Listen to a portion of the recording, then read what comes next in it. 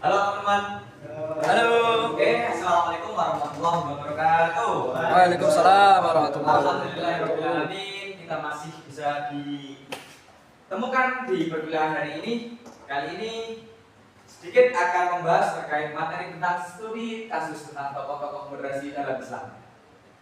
Oke, sebelumnya sedikit perkenalan. Nama saya Ahmad Arif Aziz, ini 53020220098. Saya dari mahasiswa IAT semester 5. Oke, untuk langsung saja kita lanjut ke materi terkait moderasi beragama. Oke, ada beberapa pembahasan yang akan kita bahas pada pertemuan kali ini. Yang pertama yaitu konsep dan makna moderasi dalam Islam. Yang kedua, profil dan peran tokoh-tokoh moderasi dalam Islam. Yang ketiga, implikasi dan relevansi moderasi dalam konteks global.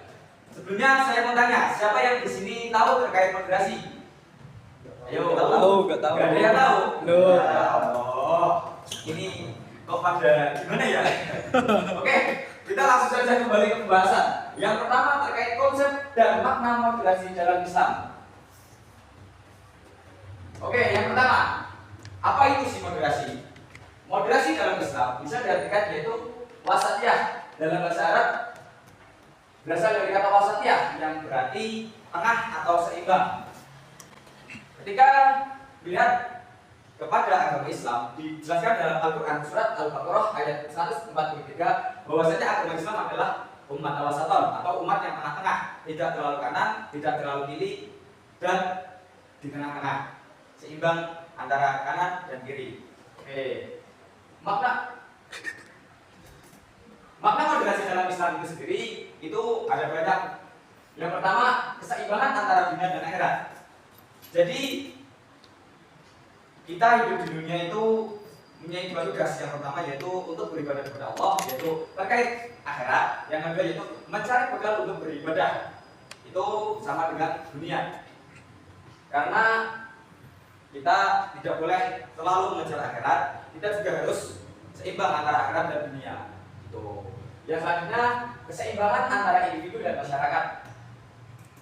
Jadi perlu kita ketahui bahwasanya kita dalam makhluk sosial yang tidak bisa hidup sendiri. Kita juga harus mempunyai ketergantungan kepada orang lain atau masyarakat yang ada di sekitar kita. Yang selanjutnya yaitu terkait keseimbangan antara ibadah dan kehidupan sehari-hari. Itu yang saya katakan tadi bahwasanya antara akhirat dan dunia itu harus seimbang. Ketika kita beribadah kepada Allah, kita juga harus mencari bekal untuk beribadah. Di antaranya ya urusan-urusan dunia. Yang selanjutnya antara ekspresi dan perilaku. Ini berkaitan dengan adanya moral kita, perilaku kita dalam kehidupan sehari-hari. Bagaimana kita juga harus menganalisis keadaan sehingga kita bisa berperilaku sesuai dengan keadaan sekitar. Oke, yang selanjutnya keseimbangan berinteraksi dan dengan non-muslim. Nah, perlu kita ketahui ada moderasi beragama yang dimana kita saling menghargai antar umat beragama. Oke, next. Oke, dan di sini ada pembahasan terkait tokoh-tokoh moderasi dalam Islam. Yang pertama ada Imam Syafi'i, yang kedua ada Syekh Nurs, yang ketiga ada Syekh Syekh bin Sultan Al-Nahyan. Di sini ada yang sudah tahu terkait tokoh-tokoh yang ada di layar ini? Belum. Oke, sedikit saya jelaskan terkait tokoh-tokoh yang ada di layar. Oke. Yang pertama yaitu Imam Syafi'i. Ya, kita hidup di Indonesia perlu sudah sering mendengar terkait tokoh Imam Syafi'i yang dimana lahir di Palestina, tepatnya di Gaza, itu pada tahun 150 Hijriah. Itu. Imam Syafi'i itu sendiri adalah pemikir moderat yang menekankan keseimbangan antara dalil Al-Quran dan hadis Nabi. Terus dalam memadukan keseimbangan antara dalil Al-Quran dan hadis Nabi, beliau juga menerapkan adanya memadukan dengan prinsip-prinsip ijtihad atau analisis hukum dengan sumber-sumber utama ajaran Islam yaitu Al-Quran dan hadis. Karena Imam Syafi'i itu merumuskan sumber dalam Islam itu bahwa kita umat Islam itu merujuk pada Al-Quran, hadis, ijma, dan qiyas. dalam hal ini Imam Syafi'i banyak berperan dalam adanya penyebaran ilmu keislaman atau pembaruan dalam Islam, terutama dalam kemoderatan itu sendiri. Oke, mungkin itu singkat dari Imam Syafi'i itu sendiri. Kita lanjut ke Said Nursi.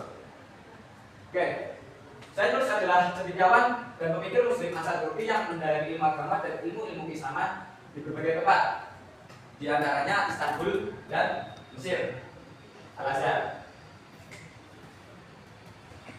Banyak karya-karya beliau yang menekankan dialog antar agama dan pemahaman yang dalam terhadap Al-Quran, sehingga di situ saya terus sangat menggagas adanya toleransi antar umat beragama. Terus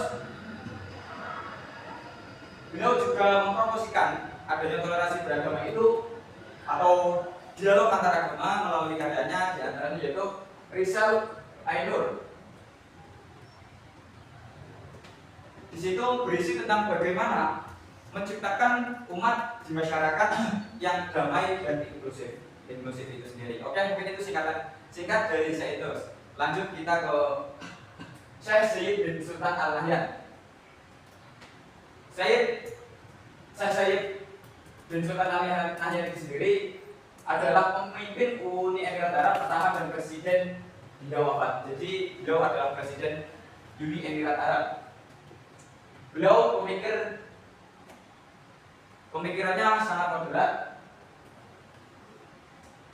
sehingga beliau mendorong adanya nilai-nilai Islam dalam konteks moderat dan global itu sendiri. Modern dan global. Syekh bin Sultan Al-Nahyan itu sangat mengembangkan berbagai program pembangunan yang memberdayakan adanya kesejahteraan masyarakat, sehingga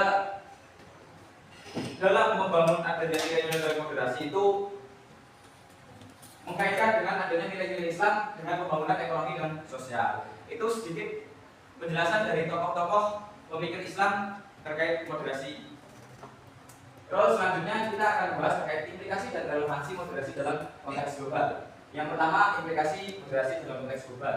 Yang pertama yaitu terkait pengurangan konflik antar agama. Dengan adanya moderasi, terutama di Indonesia sendiri, apalagi kita hidup di lingkungan yang di situ menjadi kota tertoleransi di Indonesia, yaitu kota Salatiga. Iya kan teman-teman? Iya. Siap. Oke. Terus yang kedua yaitu peningkatan dialog antar budaya. Nah, ya karena perlu kita ketahui bahwasanya antar budaya dan agama itu satu kesatuan yang tidak bisa dipisahkan, sehingga dalam membangun kultur budaya agar berjalan dengan nyaman atau dengan aman, kita perlu adanya meningkatkan atau menggaungkan moderasi beragama itu sendiri. Terus yang selanjutnya pemberdayaan peran perempuan. Nah ini, ketika berbicara terkait peran perempuan, di Al-Quran sendiri sudah dikatakan bahwasanya perempuan itu tingkatannya tiga tingkat lebih tinggi daripada laki-laki. Seperti hadis Nabi, umuka baru ayahmu, ibumu baru ayahmu itu sendiri. Sebenarnya di dalam Islam itu perempuan sangat sudah ditinggi-tinggikan, tapi entah kenapa di zaman sekarang itu perempuan masih menuntut adanya Kesetaraan gender equality atau kesetaraan gender itu. Padahal di Islam sendiri peran perempuan, kesempatan perempuan untuk berekspresi itu sudah sangat ditinggi-tinggikan. Derajatnya di Al-Quran itu sudah sangat ditinggikan. Tapi ya lama kita nggak tahu sahabat teman-teman. Oke, yang selanjutnya relevansi moderasi dalam konteks global. Yang pertama yaitu toleransi dalam keberagaman. Ya sekarang kan juga ada terkait istilah pluralisme. Di situ kan kita saling menghargai, saling menghormati antar umat beragama, tidak boleh saling mencaci maki itu. Terus yang kedua, kontribusi terhadap perdamaian global. Ya kita tahu sendiri, terutama dalam konflik Israel dan Palestina, karena adanya perbedaan keyakinan secara agama itu menjadi konflik yang sangat berkepanjangan, maka perlu adanya moderasi beragama untuk perdamaian global itu sendiri. Terus yang selanjutnya yang terakhir itu penanggulangan ekstremisme dan terorisme. Lah, ini yang sering terjadi di Indonesia sendiri. Entah kenapa teroris itu sangat banyak di Indonesia. terutama yang ngebom gereja dan lain-lain. Itu ada yang terjadi di Indonesia. Entah mereka itu tidak paham terkait konsep beragama yang benar atau bagaimana sehingga mereka ya entah menjadi teroris-teroris yang tidak bermutu seperti mereka-mereka yang sudah terjadi. Mungkin itu sih sedikit yang dapat saya sampaikan terkait moderasi beragama. Kurang lebihnya mohon maaf teman-teman.